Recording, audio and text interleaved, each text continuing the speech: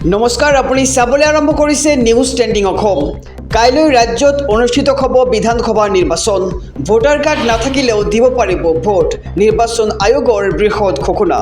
Voter card নাথাকিলে 12বিধ নথিৰে দিব পাৰিব ভোট। 9 এপ্ৰিলত অসমত ভোট গ্ৰহণ।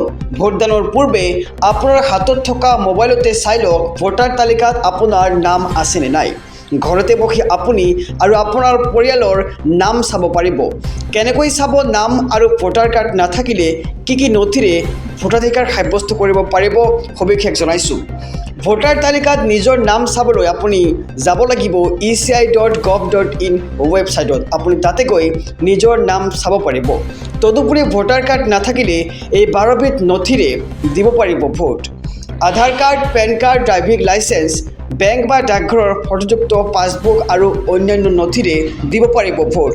গতিকে কাইলৈ ৰাজ্যত অনুষ্ঠিত হ'ব বিধানসভা নিৰ্বাচন আৰু কাইলৈ অসমৰ জনতাই নিৰ্বাচন কৰিব নিজৰ পচন্দৰ প্ৰাৰ্থী। কিন্তু এইবাৰ বিজেপিয়ে পুনৰ চৰকাৰ গঠন কৰিব নেকি, তাক লৈ এতিয়া ডাঙৰ প্ৰশ্ন উত্থাপিত হৈছে।